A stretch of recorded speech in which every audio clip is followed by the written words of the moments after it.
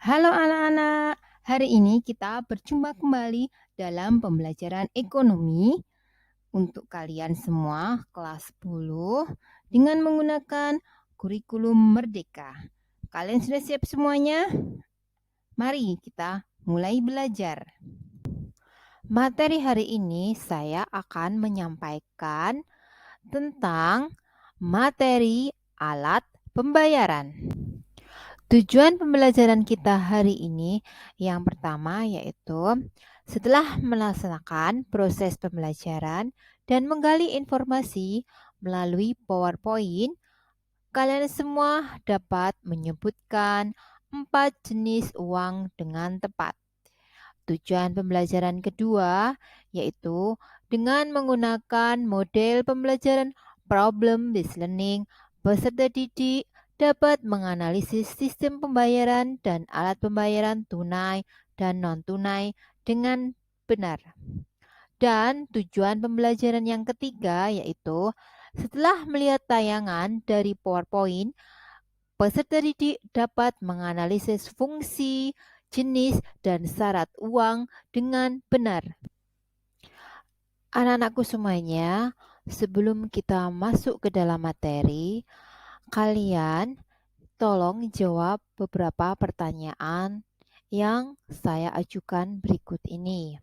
Yang pertama, apakah setiap hari kalian selalu bertransaksi menggunakan uang tunai? Yang kedua, mudah mana menurut kalian dalam menyimpan uang kertas dan uang logam? Kemudian untuk pertanyaan yang ketiga, yaitu disimak dengan baik-baik ya. Apakah setiap lebaran atau hari besar lainnya, kalian selalu mendapatkan uang baru? Nah, pertanyaan-pertanyaan yang sudah saya ajukan, kalian jawab ya. Tulis di buku masing-masing. Anak-anakku semuanya, sekarang kita masuk dalam pengertian alat pembayaran. Ayo, siapa yang kemarin sudah belajar tentang materi alat pembayaran? Ya, alat pembayaran adalah alat yang digunakan untuk melakukan transaksi, baik secara tunai maupun non-tunai. Anak-anak, sekarang kita akan belajar tentang jenis alat pembayaran. Alat pembayaran dibagi menjadi dua tipe, yaitu alat pembayaran tunai dan non-tunai. Alat pembayaran tunai lebih banyak memakai uang kartal atau yang biasanya kalian sebut uang kertas dan uang logam. Anak-anak, apakah kalian sudah belajar tentang sejarah uang? Ya, kita mengenal beragam jenis uang ya. Namun, apakah kalian semua tahu kapan uang pertama ditemukan? Ya, uang dikenal pertama kali di Cina ya, kurang lebih 2700 Masehi oleh Huang atau Kaisar Kuning. Namun sejarah purba juga telah mencatat bahwa orang Assyria, Fenisia, dan Mesir juga telah menggunakan uang sebagai alat tukar. Jika bakal uang diawali dengan kegiatan tukar-menukar barang atau yang sering kita sebut dengan istilah barter. Apakah ada yang tahu apa itu barter? Apa tahu mungkin kalian pernah melihat di saat-saat sekarang ini orang melakukan barter? Ya, sudah jarang kita temukan ya. Itu dulu sering mereka melakukan barter sebelum menggunakan atau sebelum menemukan uang.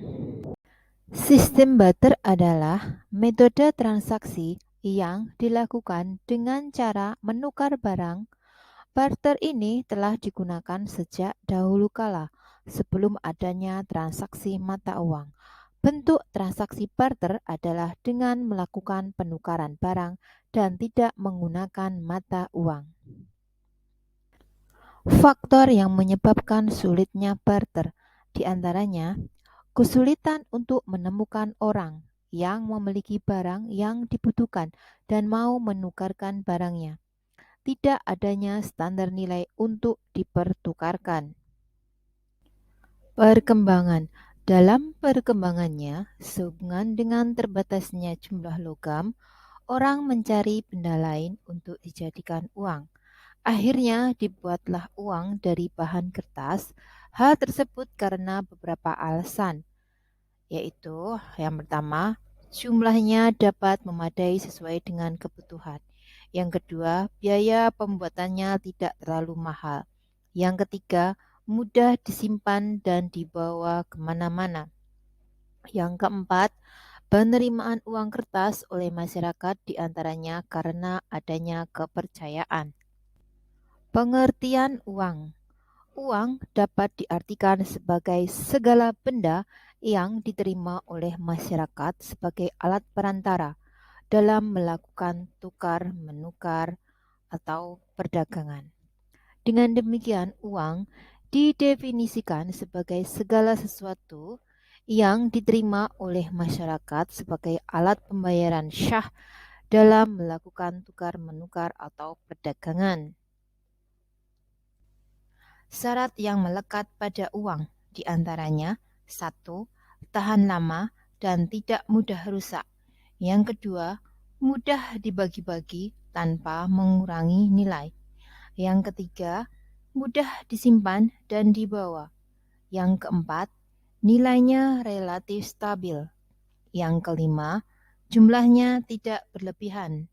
Yang keenam, terdiri atas berbagai nilai nominal.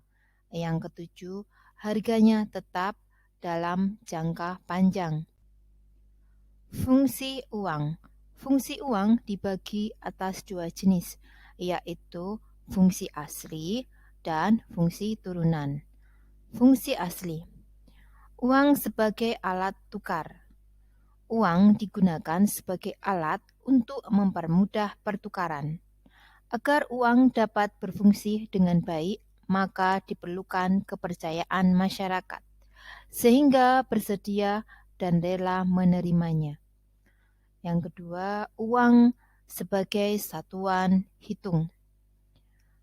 Untuk menentukan harga suatu barang diperlukan satuan hitung. Dengan adanya uang, seseorang dapat mengadakan perbandingan harga satu barang dengan barang lain. Fungsi turunan. Fungsi turunan adalah fungsi uang sebagai akibat dari fungsi asli. Uang sebagai alat pembayaran yang sah. Uang sebagai alat penyimpanan kekayaan dan pemindahan kekayaan. Uang sebagai alat pendorong kegiatan ekonomi. Uang sebagai standar pencicilan utang. Jenis-jenis uang. Secara umum, uang dapat dibedakan menjadi dua jenis, yaitu uang kartal dan uang kiral. Uang kartal adalah uang yang digunakan dalam kehidupan sehari-hari sebagai alat pembayaran yang berbentuk logam dan kertas. Nah, anak-anak, kalian bisa lihat ini adalah contoh uang logam. Berikut adalah contoh bentuk uang kertas. Uang kertas mulai dari pecahan 1.000 dan yang paling besar yaitu 100.000. Di dalam gambar terdapat uang sebesar 50.000, 75.000 dan juga 100.000. Anak-anak, sekarang kita akan belajar tentang pengelolaan uang rupiah oleh bank. Siapa yang bertugas untuk melakukan pengelolaan uang rupiah kita? Salah satu tugas Bank Indonesia adalah mengatur dan menjaga kelancaran sistem pembayaran.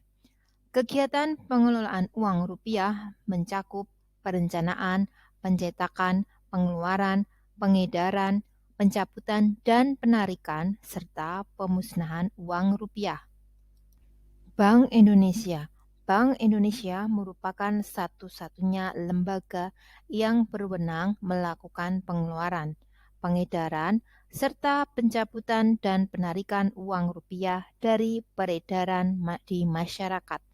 Sementara itu, untuk pelaksanaan kegiatan pengelolaan uang lainnya, yaitu perencanaan, pencetakan, dan pemusnahan uang rupiah dilakukan oleh Bank Indonesia melalui koordinasi dengan pemerintah. Uang rusak salah satu target pemusnahan uang.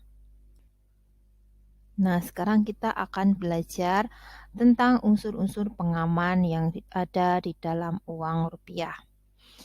Kita akan fokus ke dalam uang kertas. Unsur pengaman yang pertama yaitu yang bersifat terbuka. Yang pertama, warna uang terlihat terang dan jelas. Selanjutnya, logo BI yang akan berubah warna apabila dilihat dari sudut pandang berbeda. Selanjutnya ada cetak pelangi, kemudian ada benang pengaman, ada gambar tersembunyi, kemudian ada cetak intaglio, yaitu hasil cetak berbentuk relief yang terasa kasar bila diraba. Berikut adalah kode yang ada di dalam uang kertas, yaitu ada kode tunanetra, yaitu kode tertentu untuk mengenali jenis pecahan bagi tunanetra.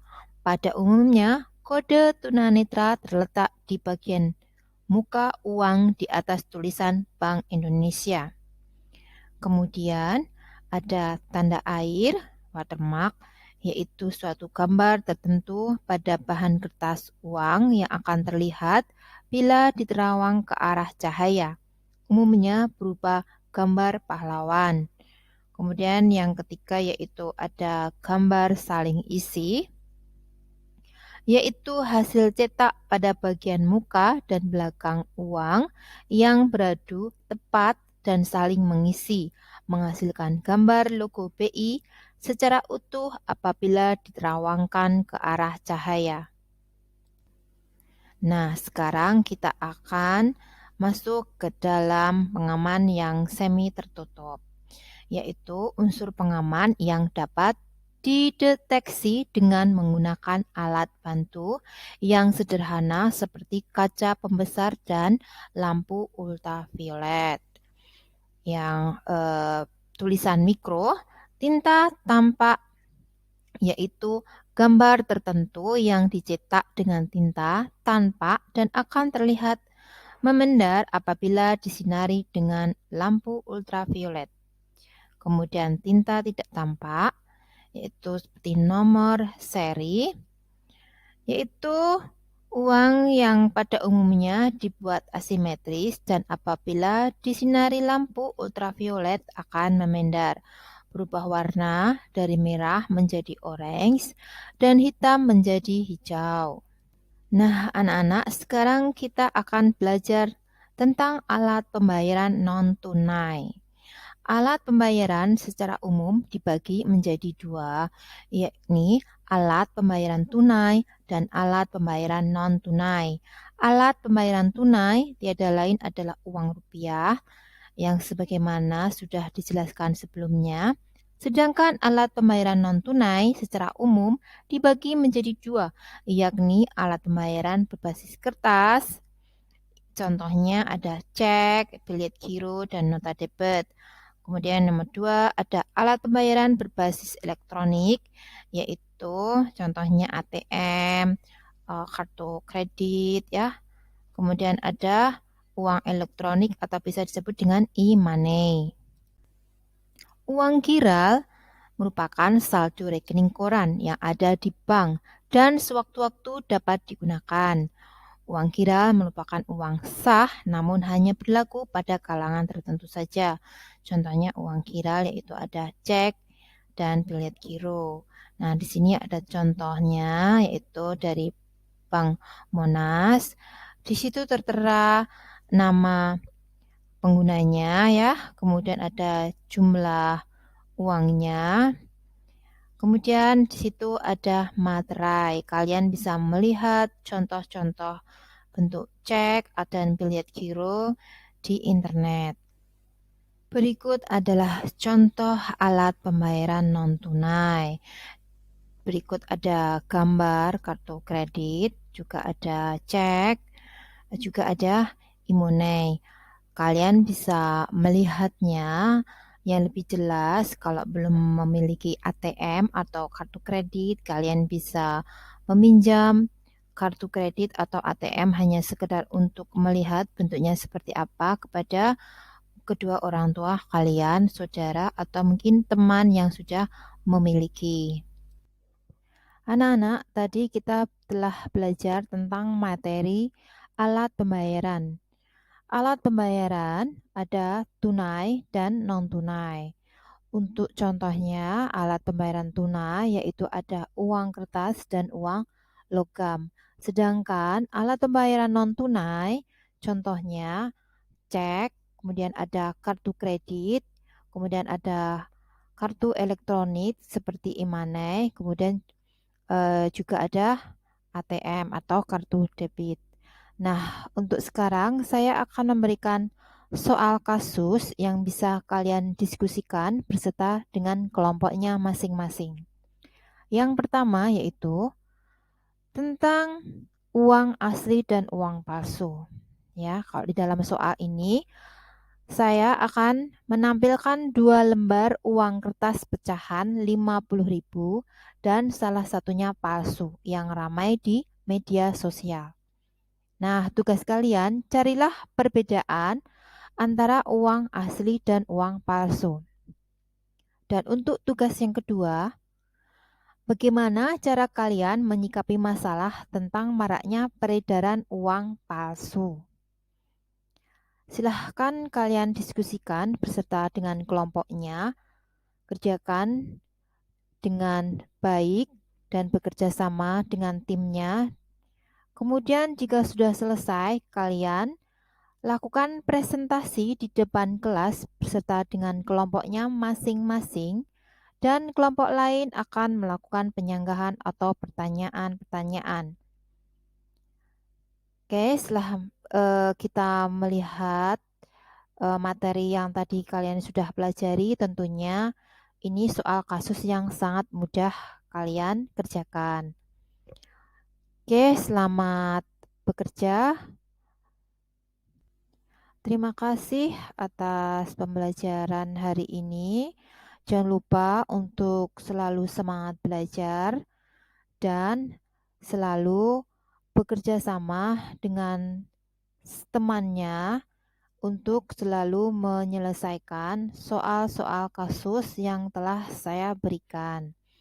Dan jangan lupa diulangi materi alat pembayaran, pelajari di rumah, dan selalu mengingatkan orang-orang sekitar tentang perbedaan uang asli dan uang palsu.